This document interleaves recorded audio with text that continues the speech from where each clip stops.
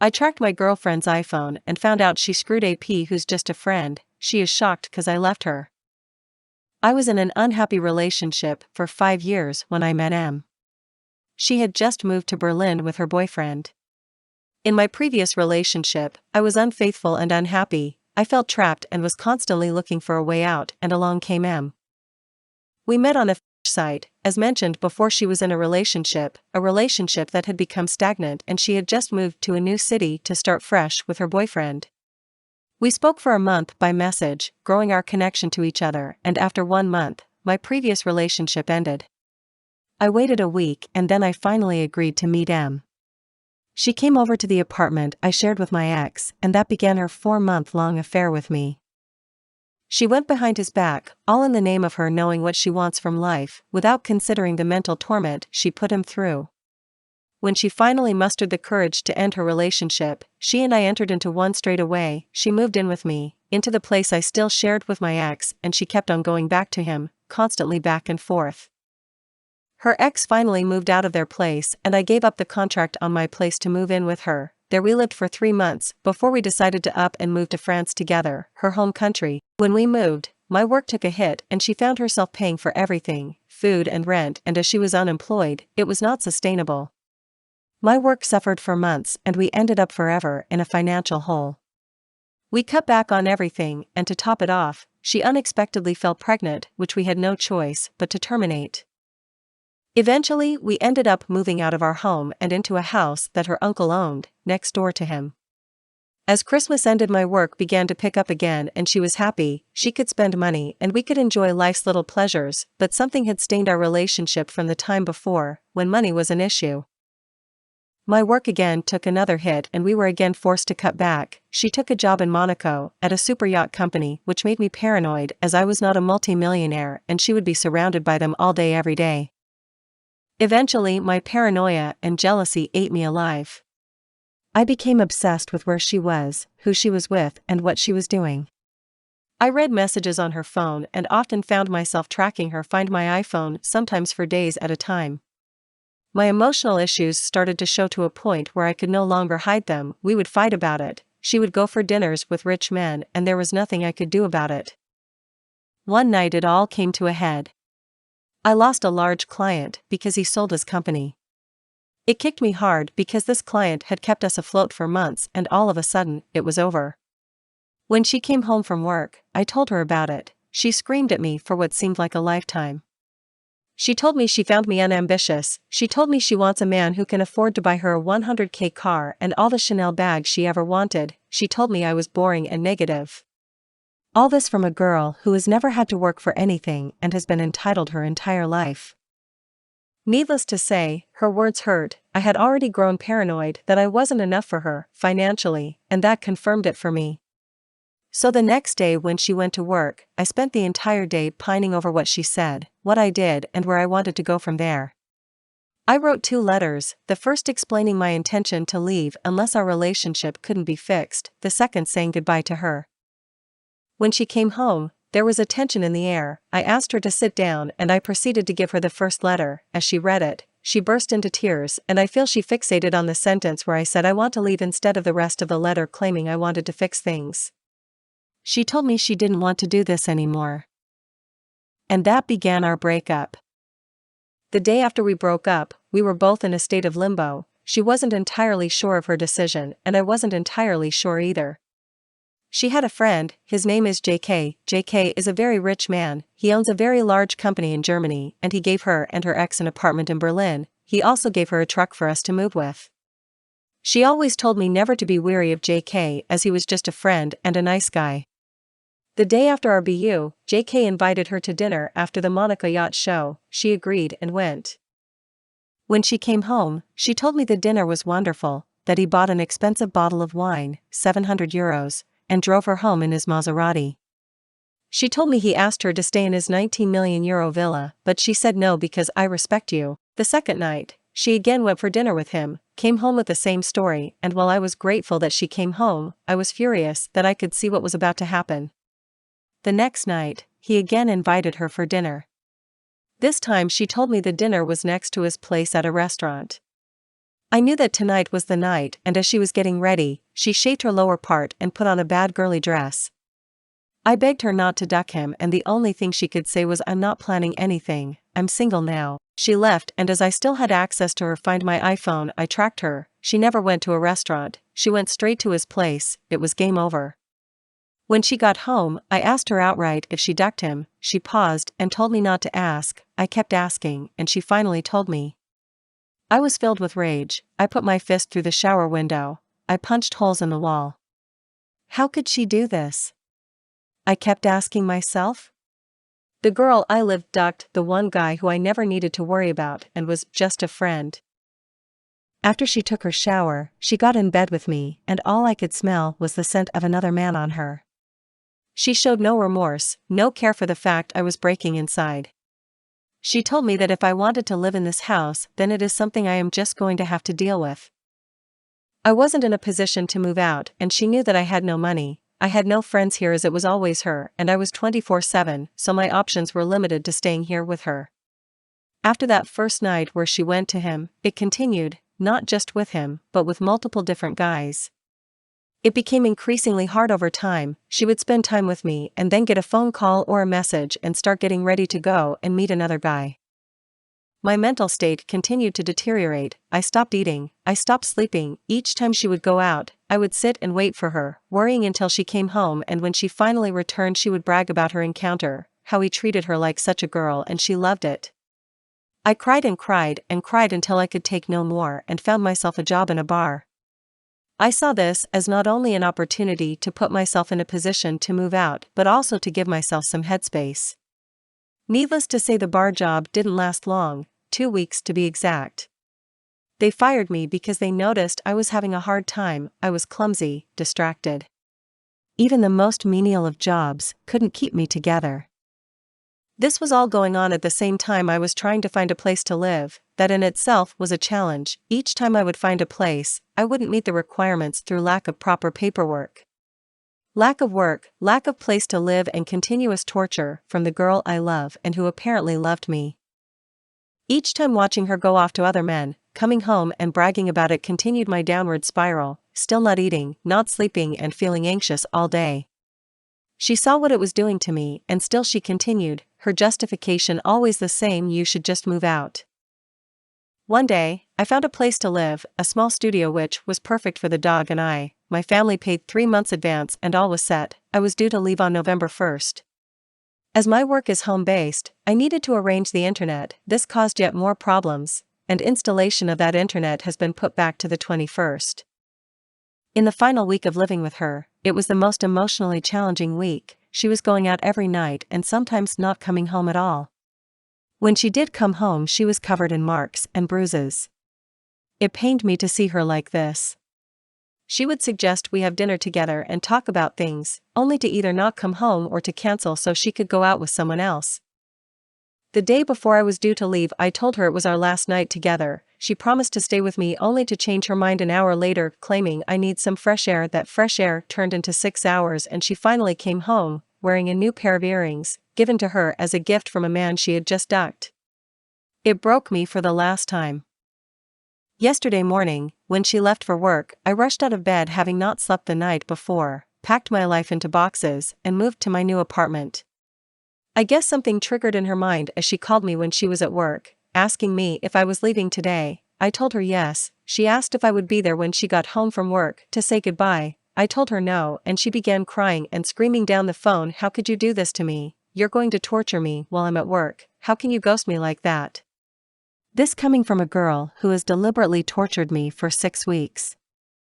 She asked to meet last night, and I agreed. In retrospect, I regret that all she did was shout at me for not fixing the sink for 3 months. We parted ways, hugged and cried, and I watched her drive away. Over the past 6 weeks I have developed PTSD to some effect. I have dreams about the sound of her makeup bag when she is getting ready. I have nightmares of the things she has said to me, and I had even reached a point where I began twitching whenever I saw her. It has been nothing but emotional offense for 6 weeks. Last night was the first night in what seemed like forever that I actually slept. It was the first night in my new home. I woke up this morning less anxious than before, and although I miss her like crazy and she has been a terrible human being towards me, I still can't manage to pull myself out of the hole I'm in. Today is the first day of NC. I miss the sound of her voice, I miss her face. I know I should have moved out on day one, but the choice wasn't there. Don't be like me, have a backup in place, have financials saved away in case something like this happens. It is going to take me forever to recover from this, longer than I imagine, but for the love of God, if you ever get the opportunity to walk away and ghost, then take it, especially if you find yourself in my position. Walk away and never look back, always see the red flags when you meet someone, and if something doesn't smell right about that person, then see that. Do not get overcome by the lust you feel towards someone. Fundamentally, people cannot change. She treated her ex-boyfriend with such disdain, and I should have seen this coming. I wrote this as a broken man. Do not fall for someone that has issues like this, you will end up broken, and please to all those thinking of breaking NC, don't do it. I absolutely nuked my vile girlfriend's career after she cheated like 0403 and lied to everyone I misused her. In late May 2016, I asked my crush, Kate, of 3 years out on a coffee date. 3 dates later, we made things official. For the next 7 months, our relationship felt too good to be true. We clicked on so many interests, so we hardly ever disagreed on anything. We were very open with each other, which led to an incredible sex life. We both had good jobs, so we had money to spoil one another, and our families were both enthusiastic about our relationship. In January 2017, I was accepted into my country's Armed Forces Reserve program as a combat engineer. I underwent basic training from February to late April, and was up until then the hardest thing I had ever done.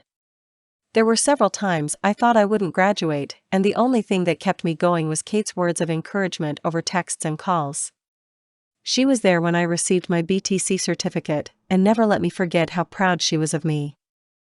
As part of my job in the reserves, I would have to go away in the summer for advanced training, between early June to late August. Kate fully supported me going 400 kilometers away to the training center and spending almost our entire summer break on work to further my military career. The summer was brutal on me. I was a social outcast from every clique that formed on our course, and was the butt of several jokes. My self-esteem plummeted through the floor, but Kate's belief in me was what made me prevail. I passed as 5th best on course, and I owed it all to her. The decline. Things between us started to sour after returning home. According to her, I wasn't as spontaneous and outgoing as before I went away. I was dismissive, took small jabs and jokes as personal insults, and would rather stay in, watch movies, and have sex instead of going out.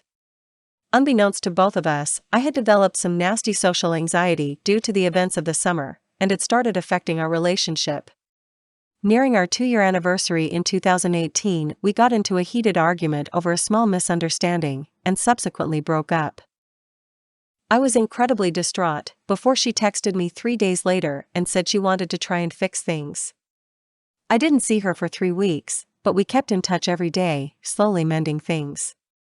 When we officially got back together, nothing felt the same. Every time I talked with her, it was as if I was walking on eggshells, and it only worsened my anxiety, which in turn hurt our already damaged relationship. Then things finally came to a head at the end of July. The hurt. While in school, Kate had met a dude named John. She saw in John what she used to see in me, and they quickly became very close friends. He consoled her through our breakup and every little time I messed up afterwards. For the record, I knew of John, but never thought Kate would ever do anything with him. One night after work, we had planned for me to stay the night at Kate's place. I arrived to see the two of them chilling on the living room couch. Kate said that John had dropped by for a spontaneous visit, and he was just leaving. After John left, she became cold and distant. I slowly accepted that our relationship was dead, and asked her how things were between us. She echoed my thoughts, and we agreed to break up the next day. She said I could stay the night one last time, seeing how it was late and she was still worryful of me. From there on until she fell asleep, Kate became uncharacteristically glued to and protective of her phone. In the past, she wouldn't care if I had glanced over to catch her and her friends texting about whatever, but now she did her best to hide the screen from me. I asked her about it, and she said it was private stuff, which only raised more questions. After she fell asleep, curiosity got the better of me. I unlocked her phone, I knew her passcode, and found hundreds of messages between her and John. Messages about how she was now single, how exciting it was that they could now be a couple in public, and laughing at me about every little thing I did. I quietly sobbed as I read through each hurtful text. My crying wasn't as quiet as I thought. Kate stirred, and once she realized what I was doing, she threw a fit. I couldn't find the anger or words to combat her, so I just grabbed my stuff and left, with Kate shouting and yelling at me the whole time. It was late in the morning when I got home. I just broke down and ugly cried all night. I called in sick from work the next day, and spent it sulking in my bed. The day after, I got several angry texts from Kate's friends and family. In a bid to save her image and denounce anything I might say about her, she told anyone she knew that I had forced myself upon her that night in one last attempt to get some before we broke up, and left after the deed was done. Though what I had done was scarring, she refused to press charges because she didn't want to make a circus of her life in court and was the bigger person by doing so. I spent the next few months in fear that her allegation would have me discharged from the army and my image forever tarnished, but nothing ever happened. The revenge. 5 months afterwards, Kate DM'd me. After pleasantries, she basically apologized for the whole thing, and actually admitted to faking it, though she would never publicly admit it to save her own reputation, my image, be damned. This angered me, but I kept cool. I screenshot the texts and continued talking with her. Over the next 3 months, she entered into a cycle of events as follows. Complain about a current life situation, usually about John screwing up in their relationship in one way or another, and asking for advice. Lamenting our relationship, how I never screwed up like John did, how she wished we could go back to the way things were, blah blah blah. Ignoring me because John finally pulled his head out of his asterisk, did some huge romantic gesture, and saved their relationship. Going on a smear campaign on social media about our relationship, employing her friends for help, knowing in full that I would see it all, and trying to bait me into an argument. It would work. She would try to turn the argument around and paint me as the bad guy, and then block me for about a month, before repeating the cycle. This happened 3 times like clockwork, and always left me burned out and broken, but a part of me wanted it to happen. Each time it did, I took screenshots of every damning thing she said. I had a full SD card of everything I compiled before I finally decided it was time. Making several picture copies of the worst text messages I caught, I bought several manila envelopes and mailed them to everyone I thought would matter to Kate, her parents, grandparents, extended family she was super close with, best friends, work boss, coworkers, teachers, whoever I could find a mailing address for. I made sure that anyone getting the envelope would know that the texts were between me and Kate, and sent them off. Within 3 weeks, I got results. Some of the people who messaged me to shame and insult me before now apologized for their words. My favorite was from her own parents, who went on to say that they were deeply sorry about their daughter's behavior, how they raised her to be better than how she acted, and to please not pursue any legal actions. The thought had crossed my mind, but I didn't have the money nor the mental fortitude to fight a legal battle. I told them I'd think about it, and that they'd be the first to know besides Kate if I did. Kate sent me some texts as well, with things like, "How could you betray my trust like that?" or "You ruined my life, you bastard." I didn't reply. I just read every angry text that flew in with a satisfied grin and then blocked her when they stopped. I never fully found out how badly her life was affected by my revenge, but I do know that she dropped out of school and no longer has a job. I hope John was worth it.